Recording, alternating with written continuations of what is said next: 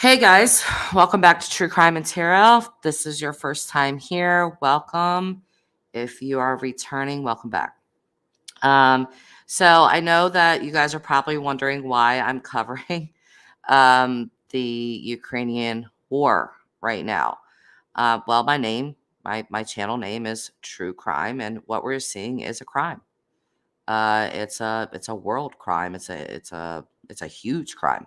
It's a crime against humanity with many victims. So I think, it's something that we can cover on this channel. And I'm going to share a little tidbit about myself with you guys. I have been studying Putin for years. I've always had a fascination with him. Not so much a fascination. I don't think that's the right word, but I've always had an interest in him because I always wondered if our media and what our government, our American government, told us about Russia was true. And so a number of years ago, I just started on my own time studying Putin.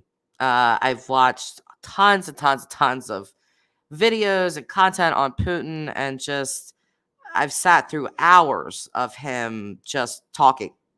So I've learned a lot about Putin over the years, and I just want to give my insight into, a lot of people are like, why is he doing this? What in the world is this madman doing? And I want to talk about that for a minute.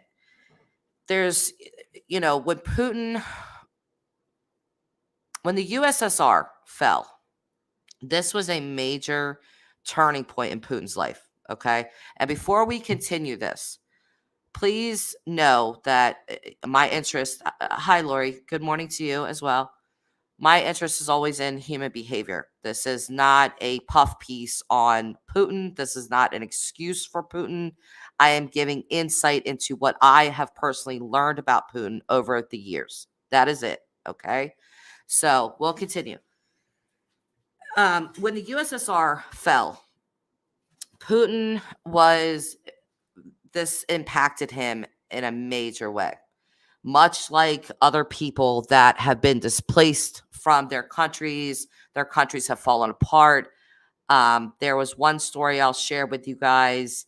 A woman was talking about her 96-year-old grandmother, and her grandmother was alive in World War II. And she, at 6 years old, Hitler tried to invade, and her brother was only 16 at the time. But he was so eager to fight against Hitler and Hitler's forces that he lied about his age, said he was 18, and he left to go fight, and they never saw him again. The family never found out what happened to him. He just simply never came back. The father also left. Her father also left to go fight. He was also never seen again. But this woman, she went to Canada with her mom. And from 6 years old until the age of 96, she never returned to Europe. She was that traumatized by the war, by being displaced, by her country being invaded, and falling apart, that she never returned. And so she always would tell her grandchildren and her kids how horrible war was, and et cetera, et cetera. So Putin is also a person that has lived through his country completely falling apart. And again, like I said, this really impacted him. He has talked about this. So a lifelong ambition for Putin has been to restore the USSR. And I think, again, people are asking, like, why is he doing this? What is wrong with this guy? Like, why are you just invading these people's country? I almost feel like this is Putin's last stand. I'll be honest with you guys. When I seen him address the world in that little piece that he did, and he told everyone, I'm invading Ukraine, and if you try to stop me, please know that Russia is coming to you and you will be met with something that your history has never seen. If you can't read between those lines, he was absolutely threatening nukes. And just 19 minutes ago, I saw that he was sending out word for their nukes to be positioned correctly. So that's scary. That's very scary, what's happening with him right now. So when I seen Putin address the world this way and also say, I am prepared for any outcome, I've never seen Putin talk this way before. Out of all the interviews, all the things I know about Putin, I have never seen him talk that way before. And my stomach dropped because I knew he's not kidding. I don't know what he's going to do, but he's not playing around. So I don't know where this ends for Putin. I really don't. I feel like he is at a point where he sort of snapped. Do I think he's all out crazy? Yes, but no. I think he is going for it. Like, right or wrong, I don't care. I don't care what anybody thinks. I don't care what anybody says. I don't care what sanctions you guys give me. I don't care what you threaten me with. I am going to carry out this lifelong dream of mine to restore the USSR at all costs. That's a very scary thing. Um, you know, we see what he's doing to the Ukrainians as we speak. And, obviously people are worried. Is he going to go into Poland? This is what Hitler did. Hitler did the same thing. Hitler went and he wanted to invade Czechoslovakia. And everybody was saying, no, no, no, no, no. The Britons were telling him, no, you can't do that. You can't invade them. But Hitler kept going, I'm going to invade them. I'm going to invade them. So he eventually met with the Prime Minister, Chamberlain, back then. And Chamberlain made an agreement with Hitler. And the agreement was signed, actually, oddly, by Russia. So it's kind of weird. But he made this agreement with Hitler, and Russia weirdly signed this also for some reason. But he said, you can invade Czechoslovakia, but no one else. So that's what Hitler did. He invaded Czechoslovakia. 1 year later, he invaded Poland. And this is what we're seeing from Putin. And this is why people are asking, where does this end with him? Does it end in Ukraine?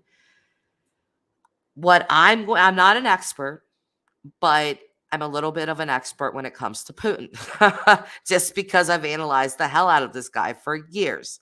So, I like to think of myself as a little bit of a Putin expert because just for what I just stated. But I don't think that Putin will stop at Ukraine. I don't think he'll stop at Ukraine at all. I think he's going to go for it all the way. Just like he said, no matter the outcome. And my fear is that for once, the United States is trying to stay out of this war. We are trying to pump the Ukrainians up, give them weapons. Our defense, our President Biden just approved a $350 million defense package for them. So, we're also we're letting the Ukrainians fight them. And we're giving them weapons and supplies to fight them. And then we are trying to kill their economy, their pockets. So Russia's really, the Ukrainians are putting up a heck of a fight. And, we're trying to stop them in any ways. And the sad part about that is that this is not Russia's war. This is Putin's war. In case you guys don't know, I'm not sure how much coverage you guys have watched of this, but the Russian people themselves are protesting Putin. inside of Russia. And let me tell you, that is very, very ballsy to do because they face consequences. They don't have the freedom of just we can just go protest whatever we want. That's not allowed in Russia. So they know exactly what they're facing by doing that. They are facing jail and possible death. And you don't want to be put in a Russian jail. I don't know what you guys know about Russian jails, but let me tell you something about Russian jails. They are not where you ever want to be. There is one like shower or stream of water for every 100 inmates, and not everybody gets a turn. It's not like these 100 inmates line up and everybody gets a shower and everybody goes back to their cell. No, they let them fight over it. They turn it on, and if you fight your way to it and you make it, then you get a shower or whatever, and if not, well, there's always next week. So what the Russian people are doing by protesting him openly like this, and this is not the first time. They have protested him prior, and some of them have paid for that with their lives, and others have paid for it with jail time. But what they're doing right now, the Russian people protesting him, is a big deal. They are also laying their lives on the line.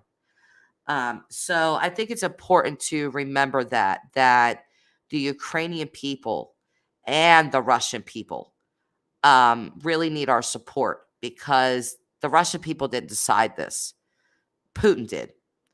And Russia and Ukraine, they're so intertwined. Tons of Ukrainians have family in Russia, and tons of Russians have family in the Ukraine. They have mingled and made babies, and, their children, some of their children are Russian Ukrainians. And so there's a lot of ties there. And neither of these countries' people want this fight. I've seen them even say, I feel like we're fighting our own. I feel like we're fighting our brothers and sisters. This does not feel right. So that's my insight into Putin. Just again, I've studied him just for my own knowledge for a long time, and I think what we're seeing from him is not going to stop anytime soon, and it's going to be really unfortunate. And I wonder how far this is going to go and where this is going to end with him. We do have the CIA. I'm pretty sure. I don't know if you guys know that, but we do have the CIA over there with the Ukrainian president. So he's definitely got security. I'm wondering if the United States has the CIA over there also trying to figure out a way to take Putin out, but not take credit for it. Like, hey, let's take this guy out. And we're just going to keep it to ourselves. We don't know who killed him. It's not us, but now he's dead. The threat is over. So I really wouldn't put that past us to do, especially with how crazy Putin has gotten with this. So we will see. And also, I just want to touch on this. I've seen people, other Americans kind of ask about this, like China. If you don't know about Russia-China relations, they are neighbors and they are friends. And please do not count on China for 2 seconds to step into this because they will not. And if they do, they will have Russia's back, not anyone else's. It's in their best interest to do that. They're aware of it. And like I said, Putin and Xi Jinping have a good relationship. And I was thinking about that. I was thinking about who could step in and try to get into Putin's head and get him to stop this. And the one leader that comes to mind is Xi Jinping. Because they share so many common interests. They share a border. They share, there's a lot of trade going back and forth between Russia and China. China absolutely doesn't want people rolling up on their shores because Russia has started a war, and they don't want that. So, in my opinion, Xi Jinping would probably be your best option to try to make some type of leeway because anyone from the West trying to talk to Putin is not going to happen. Here's just a little tidbit about Putin, okay? Putin one time, and I was watching this, and this was years ago, but I'm watching this and I'm going, this guy is the most pettiest person I've ever seen in my life. There were food shortages in Russia, and all this cheese had come in from the West. So what does Putin do? He's like, hey, where did that cheese come from? The West. Oh no. No, no, no, no, no. So he had all of this cheese put like out in a field and ordered bulldozers to run over top of it and just destroy it. It's just destroying food. And there were food shortages in the country at the time. And I think he destroyed, don't quote me on this, but it might have been like, I don't know, like 4 tons of cheese or 4, it was something. It was a really high number. But yeah, he just openly destroyed this food. So that should just tell you a little something about Putin, and how petty he can actually be, and how much he despises the West, because he's not a fan. I'm sure we all know that, but he's definitely not a fan of us, or any of really the NATO members and that sort of thing. So, but here's to the Ukrainian people. My heart is with them. My heart is also with the Russian people, because at the end of the day, they are going to be the ones paying the price for all these sanctions, not Putin. Putin's rich and he's protected. So you can sanction Russia all day long. It's their people that are going to suffer. So my heart is with both of those countries' people, not Putin. And so I'm going to stop. That's my little insight into Putin. I'm also going to be on later, guys, because we have a lot to discuss with Miss Candace Bly, don't we? I have been quiet for the last several days, and I've just been taking a lot of notes, and I have a lot of things to say about what is going down with Miss Candace Bly.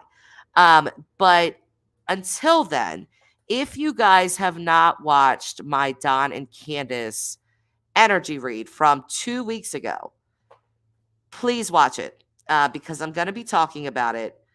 There is a man. There is a man on the horizon for Candace. She is on the prowl. I am telling you guys, mark my words. But I will see you guys later. Goodbye to everyone except for Putin.